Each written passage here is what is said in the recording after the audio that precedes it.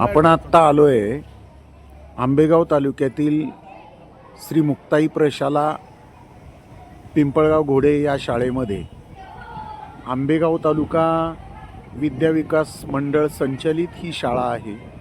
या संस्थेचे समन्वय समितीचे चेअरमन आदरणीय राजू शेठ काळे हे या ठिकाणी उपस्थित आहेत।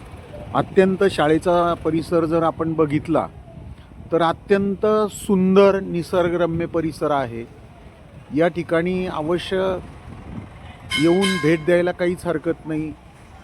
ही पेसा अंतर्गत शाळा येते आणि या शाळेसाठी संस्थेने जे काही उपक्रम राबवलेले आहेत गेल्या अनेक वर्षापासून, गुणवत्ता चांगली आहे, 10वीचा निकाल चांगला आहे, याबद्दल आपण अधिक जाणून घेऊयात। आंबेगाव तालुका विद्या विकास मंडळाचे समन्वय समितीचे चेअरमन आदरणीय राजेश शेठ काळे यांच्याशी आपण बातचीत करतोय। त्यांचं मी SG न्यूज चॅनलमध्ये सहर्ष स्वागत करतो आणि भाऊंना मी विचारतो, आपण ही आपल्या संस्थेच्या वतीनं सुंदर परिसरामध्ये ही शाळा उभी केलेली आहे। आतापर्यंत आपण आता गेल्या 2-3 वर्षामध्ये समन्वय समितीचं काम पाहताय, चेअरमन म्हणून काम पाहताय, तर बराचसा शाळेचा विकास झालेला आहे। आता सुंदर अशा प्रकारची रंगरंगोटी आहे, संरक्षण भिंत आहे। तर इथं मला असं वाटतं 50% पेक्षा अधिक मुलं ही आदिवासी मुलं आहेत। आर्थिक परिस्थिती त्यांची अत्यंत बेताची आहे, तरी सुद्धा संस्थेच्या वतीनं आपण वेगवेगळे उपक्रम या ठिकाणी राबवता या मुलांचं शिक्षण चांगल्या प्रकारचं कसं होईल, त्यांची प्रगती कशी होईल, आपल्या संस्थेचं नाव मोठं कसं होईल, गावचं नाव मोठं कसं होईल, यासाठी आपण जे काही प्रयत्न करता त्याच्यामध्ये आपण केलेले प्रयत्न जर आम्हाला सांगितले तर समाजाला, पालकांना आनंद होईल। धन्यवाद सर। आंबेगाव तालुका विद्या विकास मंडळाची ही एक भागशाळा आहे आमची, मुक्ताई प्रशाला पिंपळगाव। साधारणतः घोडेगावपासून 6 किलोमीटरच्या अंतरावर ही आमची भागशाळा आहे आणि ह्या भागशाळेसाठी भाऊ मला असं वाटतं स्वतंत्र शाळा आहे, भागशाळा आपली सालची आहे। हो, ही स्वतंत्र शाळा आहे, स्वतंत्र शाळा आहे, ही स्वतंत्र शाळा आहे। हो, परंतु हे आंबेगाव तालुका विद्या विकास मंडळाच्या अंतर्गत येते।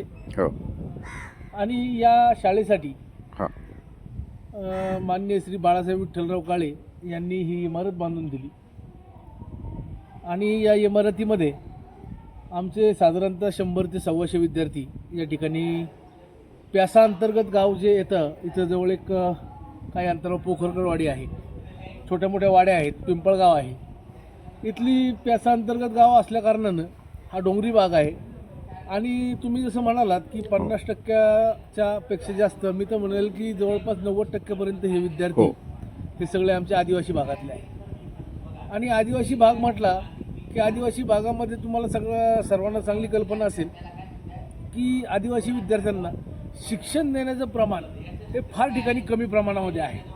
मग अशा परिस्थितीमध्ये आमच्या संस्थेने घेतलेला हा उपक्रम आणि या उपक्रमासाठी आमच्या संस्थेने केलेली मदत ही नक्कीच या गावासाठी आणि या सर्वांसाठी कौतुकास्पद आहे। आणि तुम्ही जसं विचारलं की तुम्ही आता याच्यातून काय काय करणार आहात, आता आम्ही गेल्या वर्षी अजून मागच्या बाजूला काही संरक्षण भिंतीचं अपूर्ण काम आहे, ते यावर्षी पूर्ण करण्याचा आमचा संकल्प आहे.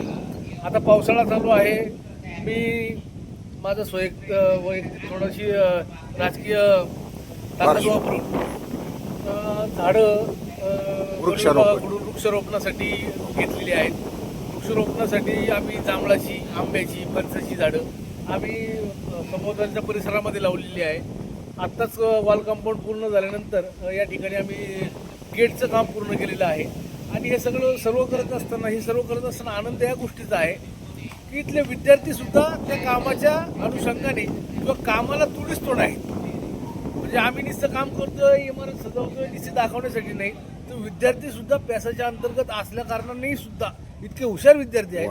आणि सगळ्यात महत्त्वाची गोष्ट याच्यामध्ये सर अशी आहे की इंग्लिश मिडियमला किंवा पैसे जिथं डोनेशन भरून शिक्षण दिलं जातं तिथं कुणी पण शिकतो.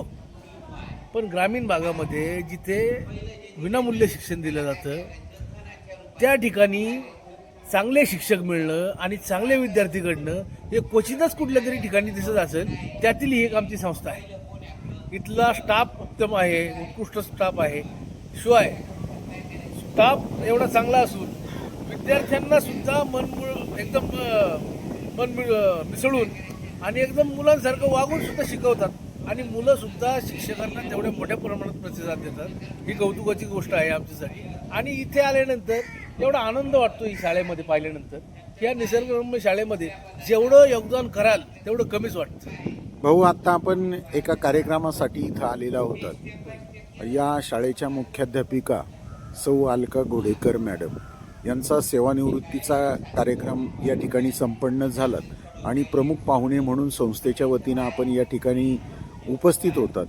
तर घोडेकर मॅडम ज्या आहेत त्यांचं काम एक पद म्हणून किंवा एक शिक्षिका म्हणून आपल्याला आपल्या संस्थेला कसं भावलं हे थोडक्यामध्ये सांगू शकता? काय झालं, मी साधारणतः एक 3-3.5 वर्षापासून समन्वय समिती चेअरमन आहे. हो. आता समन्वय समिती चेअरमन म्हटलं का जेवढ्या शाळेच्या अंतर्गत जेवढे डिपार्टमेंट आहेत सगळ्यांचं समन्वय साधायचं काम माझ्याकडे. जेव्हा जेव्हा घोडेकर मॅडमचा माझ्याकडे काही कामानिमित्त, काही अडचणीनिमित्त संपर्क झाला, संदर्भ त्यांनी दिला, त्या अनुषंगाने काम करायची वेळ आली. मॅडमच्या सांगण्यामधून मला कधीही असं जाणवलं नाही की वैयक्तिक काही काम मॅडम माझ्याकडे घेऊन आले. शाळेचं काम, काहीतरी अडीअडचणी शाळेसंदर्भातल्या. आणि ज्या वेळेस 3-3.5 वर्षामध्ये मी तिन्ही संस्थांमध्ये मॅडमच्या कार्याचा ज्यावेळेस आढावा घेतला तेव्हा एकही शिक्षक किंवा एकही विद्यार्थ्यांनी मॅडमच्या संदर्भामध्ये चुकीचं मला माहिती कधी दिली नाही की मॅडमनी हे काम केलं नाही किंवा मॅडमकडून हे काम झालं नाही किंवा मॅडमनी कुणाशी आपण काय म्हणतो मराठी भाषेत डूक धरून कुणाशी वागल्यात असं मला तरी काय त्यांच्या सेवेच्या दरम्यान मला कधी जाणवलं नाही. आणि तुम्हाला आता प्रामाणिक सांगावंसं काय अडचण नाही की थोडंसं मी सुद्धा भावनिक झालो होतो मॅडमच्या संदर्भामध्ये मगाशी बोलताना. म्हणजे मॅडमचं कार्य तसं तर म्हणावं तेवढं त्यापेक्षाही जास्त चांगलं आहे. म्हणजे तुमच्या अपेक्षेपेक्षा चांगलं. म्हणजे जेवढी अपेक्षा नव्हती की एखादी स्त्री एवढं मोठं योगदान देऊन सुद्धा की एखाद्या कामाला पूर्णविरामापर्यंत तडीच नेऊ शकते, तर ते मॅडमच्या कार्यातून दिसतं. भाऊ, आता मुलांसाठी काही नवीन उपक्रम आपण हातात घेणार आहे का? हो, नवीन उपक्रम आहेत. आम्ही मुलांसाठी NSSच्या माध्यमातून पोलीस भरती असेल, मिलिटरी भरती असेल किंवा अन्य कुठल्या शासकीय सेवेच्या भरती असेल याचं मार्गदर्शन केंद्राच्या माध्यमातून आम्ही लवकरच सुरू करत आहोत. मुलांना आपल्या पेसाच्या अंतर्गत आहेत त्यामुळे तुम्हाला जास्त सांगण्याची गरज नाही. हो. आपल्या भागामध्ये IT पार्क नाहीत. हो. आपल्या भागामध्ये इंडस्ट्रियल झोन नाही. मग शेतीपूरक व्यवसायावर आपल्याला काय करता येईल, विद्यार्थ्यांसाठी काय ॲग्रिकल्चर झोनमधून देता येईल किंवा आपल्याकडे जे पिकतं त्याच्यातून काय आपल्याला व्यवसाय उभे करता येईल याचं मार्गदर्शन आणि याची अभ्यास केंद्र आम्ही लवकरात लवकर उभी करत आहोत. भाऊ, आपला या क्षेत्राकडे वळतानाचा आदर्श कोण होता? आमचे वडील. आम्हाला आठवत नाही तेव्हापासून या संस्थेवर डायरेक्टरपासून तर अध्यक्षपदापर्यंत होते. आणि कधी योग वाटलं नव्हतं मला की मी त्यांच्या ह्याच्यावरती इथे येईल. पण 2019 साली अल्पशा आजाराने वडिलांचं निधन झालं. हां त्यानंतर सुद्धा मला लगेच संधी होती, परंतु मी ती घेतली नाही.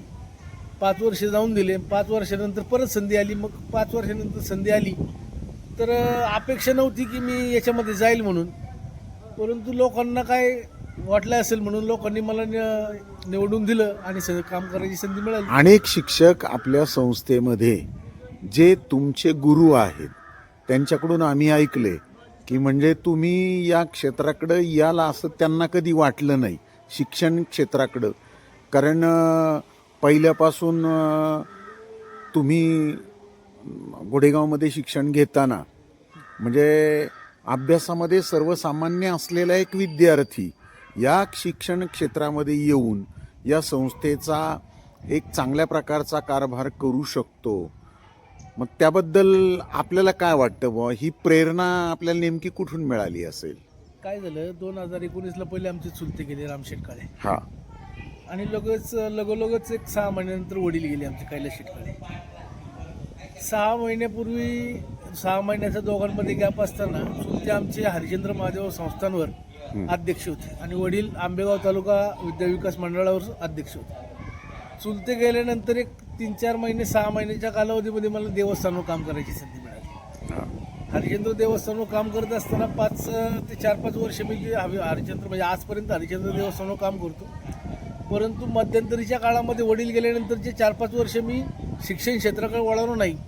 त्याचं कारण असं की मी देवस्थानवर काम करत राहिलो आणि 4-5 वर्ष देवस्थानवर काम केल्यानंतर की लोकांकडूनच असा रिस्पॉन्स मला यायला लागला की शाळेच्या याच्यामध्ये सुद्धा तू काम करायला पाहिजे, ही गरज आहे.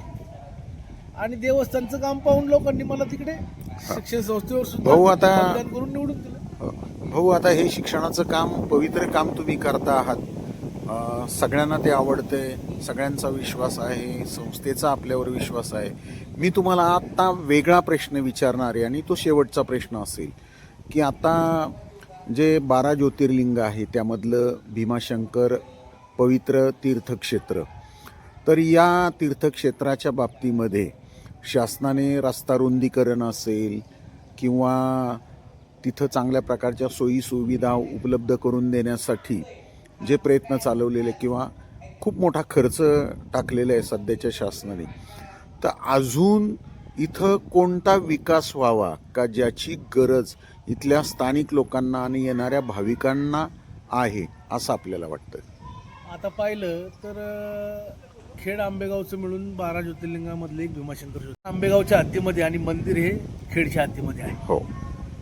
मग आता काय होतं की हा एक फक्त मंदिराच्या माध्यमातून होणारा विकास दिसतोय, परंतु तुम्ही जर आवपेच्या खोऱ्यामध्ये गेलात तर पर्यटनासारखं जर योजना या भागामध्ये जर राबवल्या गेल्या तर आंबेगाव तालुक्यासारखं सौंदर्य म्हणजे माळशेतला सुद्धा येणार नाही, सॉरी आपल्या महाबळेश्वरला सुद्धा येणार नाही. इतकं एवढं मोठं वैभव आहे आंबेगाव तालुक्याला. आणि मी एवढंच लोकप्रतिनिधींना तुमच्या माध्यमातून सांगू इच्छितो की जेवढा आमचा आंबेगाव तालुका मागे राहिला आहे तेवढाच मोठ्या प्रमाणामध्ये लोकप्रतिनिधींनी सहभाग घेऊन तो वाढवावा, पर्यटन तालुका म्हणून घोषित करावा आणि पर्यटनाला चालना मिळण्याकरिता वेगवेगळ्या प्रकारचे उपक्रम हे आदिवासी भागामध्ये, आहोप्याच्या खोऱ्यामध्ये, भीमाशंकरच्या खोऱ्यामध्ये, त्या आजूबाजूच्या गावांमध्ये मोठ्या प्रमाणात राबवावेत, जेणेकरून आदिवासी भागातील रहिवासी असणाऱ्या बांधवांना रोजगारसुद्धा मिळेल आणि पर्यटनाच्या माध्यमातून लोकांचा ओढसुद्धा वाढेल आणि तालुक्याला परत एकदा म्हणण्यापेक्षा तालुक्याला नव्याने एक महाराष्ट्रामध्ये मोठा पर्यटन तालुका म्हणून ओळख मिळेल असं मला वाटतं. थँक्यू भाऊ, धन्यवाद. जय